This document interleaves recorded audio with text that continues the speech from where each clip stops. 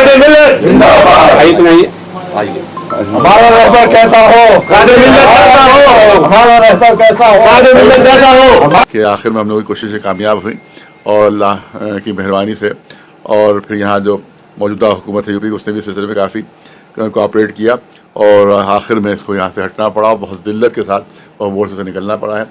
आदाब, मैं हूं सफदर रिजवी, आप देख रहे हैं लाइव एक्सप्रेस चैनल। एक अहम खबर पेश करें इससे पहले आपसे गुजारिश है कि इस चैनल को सब्सक्राइब करें, लाइक करें, शेयर करें और कमेंट करें। अब देखें एक अहम खबर।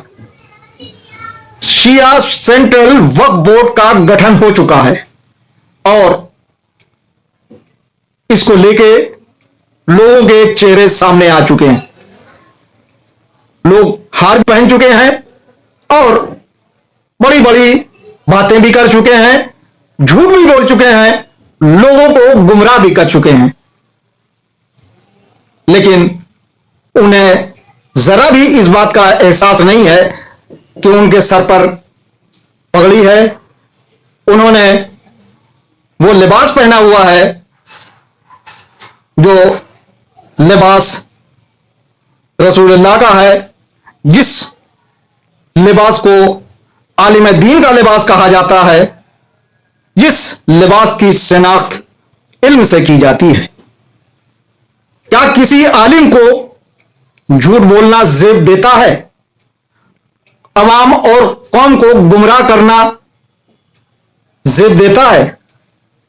ये वो सवाल हैं जिस पर झूठे, मक्कार और गुमराह करने वाले आलिम दीन का सर शर्म से झुक जाना चाहिए और उसे एहसास होने के बाद चुल्लू भर पानी में डूब मरना चाहिए। लेकिन हमारे यहां ऐसा नहीं हो रहा है। झूठ पर झूठ, झूठ पर झूठ, यही हो रहा है। न जाने इस कौम का क्या होगा, न जाने इस कौम के लोगों का क्या होगा।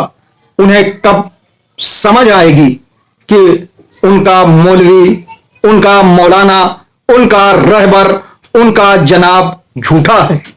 कौन कौन समझाएगा? अब तो चौतरफा आवाजें उठने लगी हैं।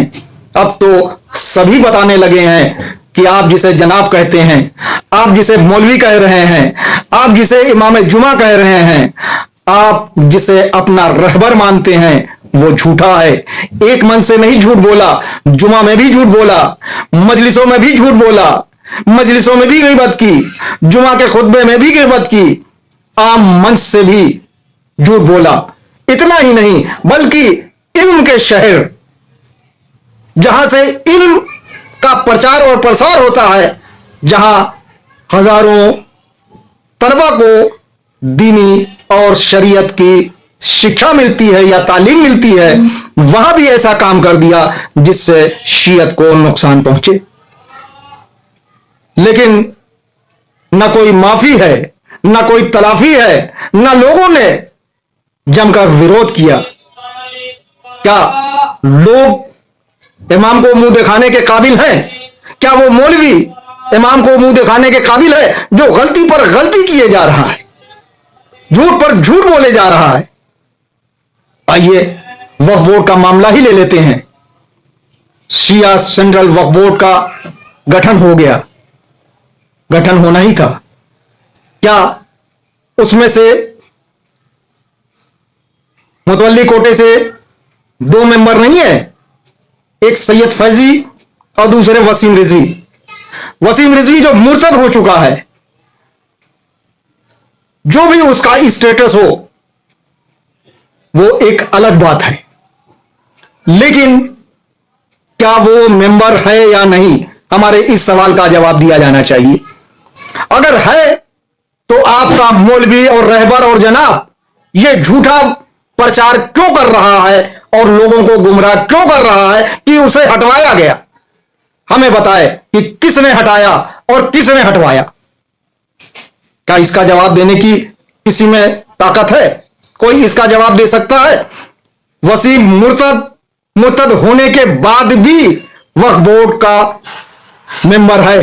अगर वो वक्फ बोर्ड की मीटिंग में शामिल होना चाहे तो उसे कोई रोक नहीं सकता। कानून है, कानूनी हैसियत है, और वो मीटिंग में जाकर एक मेंबर की हैसियत से बैठ सकता है, क्योंकि ना तो उसे हटाया गया है और ना ही उसे हटाए जाने की बात कही जा रही है।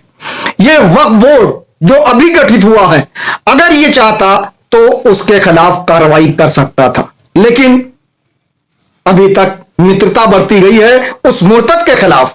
वैसे तो शोर और हल्ला हंगामा खूब किया गया कि तमाम मौलवी उससे मिले हुए हैं, तमाम मौलवियों के रिश्ते उससे हैं, तमाम मौलवी उसको शिक्षा दे रहे हैं, लेकिन उसके साथ नरमी कौन बरत रहा है इसका पर्दाफाश हो चुका है। पहली वक्फ बोर्ड की मीटिंग में उसको मुतवल्ली से क्यों नहीं हटाया गया, जबकि हटाया जा सकता था। मान लीजिए पहली मीटिंग में नहीं हो रहा था तो फौरन 20 तारीख या 22 तारीख से पहले मीटिंग करके उसे तमाम जगहों से क्यों नहीं हटा दिया गया जहां जहां वो मुतवल्ली है। ये अफवाह उड़ा देने से कि उसे हटा दिया गया है, बिल्कुल नहीं हटता। वो आज भी वक्फ बोर्ड का मेंबर है। भले वो आपके जनाब कहे कि उसे हटा दिया गया, आपके रहबर कहे उसे हटा दिया गया, आपके कोई और कहे या पूरा बोर्ड कहे कि उसे हटा दिया गया है, नहीं हटाया गया है। जब तक उसके खिलाफ बोर्ड की मीटिंग में रेजोल्यूशन पास करके उसे मुतवल्ली से नहीं हटाया जाएगा, तब तक वो मुतवल्ली भी रहेगा और वक्फ बोर्ड का मेंबर भी रहेगा। बोर्ड के तमाम मेंबर मिलकर भी उसे वक्फ बोर्ड के सदस्य होने से नहीं हटा सकते। वो सदस्य बना रहेगा क्योंकि वो मुतवल्लियों के कोटे से चुनकर आया है, और उसे अब अगर हटाएगी तो सरकार हटाएगी, उसके लिए सरकार नोटिफिकेशन जारी करेगी, और इतना ही नहीं बल्कि सरकार को मुतवल्लियों का दोबारा चुनाव करवाना पड़ेगा। तो लोगों को गुमराह नहीं किया जाना चाहिए, लोगों को सच्चाई बताई जानी चाहिए कि वो आज भी वक्फ बोर्ड का मेंबर है और वक्फ बोर्ड की मीटिंग में शामिल हो सकता है कानूनी हैसियत से। इसके अलावा यह भी प्रचार किया जा रहा है कि मौलवियों ने उनसे दुश्मनी निकाली, बुग़्ज़ निकाला। जिन मौलवियों के आपके जनाब से अच्छे संबंध नहीं हैं, वो वसीम से मिल रहे हैं या सूफी कलवा से मिल रहे हैं। सूफी कलवा आपकी कौम का एक फर्द था। सूफी कलवा तब आपके लिए अच्छा था, सूफी कलवा तब आपके जनाब के लिए अच्छा था जब उसके सर पर हाथ रखकर दुआएं पढ़ रहे थे, उसे मिठाइयां खिला रहे थे, उसको शाल उड़ा रहे थे। आज सूफी कलवा इस दुनिया में नहीं है तो सूफी कलवा बुरा हो गया। कल आपने क्यों नहीं हिदायत की? क्या किसी आलिम दीन की यह जिम्मेदारी नहीं है कि उसको वो बताए कि शरीयत की रूह से वो जो काम कर रहा है वो गलत है या सही है? कभी इसका जिक्र तो नहीं किया कि उन्होंने उसको समझाया था कि ये काम छोड़ दो। फिर आपके संबंध का क्या फायदा? फिर आपके उससे रिश्ते का क्या फायदा? पानी है तो गंदगी साफ करता है, तो क्योंकि पानी मुतहर है, पानी में इतनी ताकत है कि वो गंदगी को साफ कर दे। आलिम दीन का भी फर्ज ऐसा ही होता है, अगर किसी के अंदर बुराई है तो उसकी बुराई को दूर कर दे, तब वो सच्चा आलिम दीन है, नहीं तो वो आलिम दीन नहीं है। उसमें अगर खुद बुराई आ जाए दूसरे की। वसीम भी आपके जनाब के पास बरसों बैठे, बरसों शिक्षा हासिल की, लेकिन वसीम ने झूठ, मकारी, बेईमानी ये सब आपके जनाब को सिखाई जो उन्होंने अडॉप्ट की। जबकि चाहिए यह था कि वो आलिम दीन थे, रहबर थे, जनाब कहलाते थे, वो वसीम को अच्छी शिक्षा देते, वसीम को ऐसी शिक्षा देते जिससे वो आज जो काम कर रहा है वो काम करके शियत को बदनाम न करवाता, मुसलमानों को बदनाम न करवाता, क्योंकि उस मुर्तद ने जो काम किया है उसकी माफी अब हो ही नहीं सकती। उस पर जीते जी लानत बरसेगी और मरने के बाद ऊपर वाला क्या अंजाम देगा वो जानता है और ऊपर वाला जानता है। लेकिन वसीम अकेला दोषी नहीं है, वो जिन जिन मौलवियों के संपर्क में या जिन जिन मौलवियों के साथ रहा है, अगर उन मौलवियों ने उसे राह रास्त पर लाने के लिए नहीं काम किया था तो वो भी दोषी हैं और उनको भी सजा ऊपर वाला देगा। ऐसा नहीं है कि आपके जनाब बरसों तक उसके साथ बैठे, खाया पिया, उससे काम लिया और आज जब वो जलने के लिए पहुंच गया है और ऐलान कर रहा है कि उसे जलाया जाए, उसे दफन ना किया जाए, तो आपके जनाब की कोई बख्शिश हो जाएगी।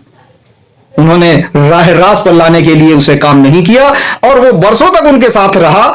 जहां तक सूफी कलवा का मामला है, सूफी कलवा की बीवी ने चूंकि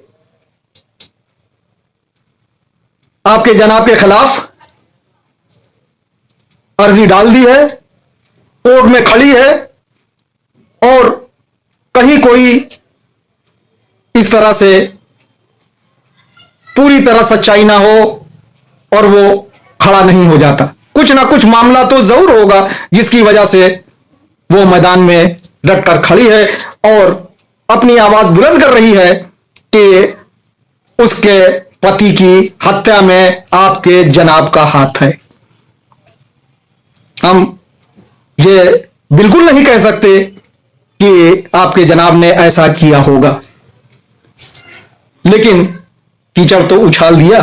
बहरहाल अभी भी वक्त है कि लोगों को गुमराह न किया जाए, उनको समझाया जाए, उन्हें सच्ची सच्ची बातें बताई जाएं और जुमा का खुतबा इसलिए नहीं होता है कि वहां गीबत की जाए, झूठ बोला जाए और लोगों को गुमराह किया जाए।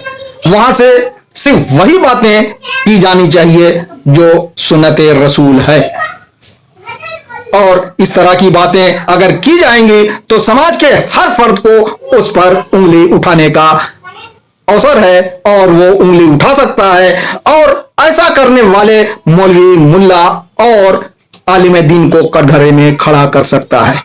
आपसे गुजारिश है कि इस चैनल को सब्सक्राइब करें, लाइक करें, शेयर करें और कमेंट करें।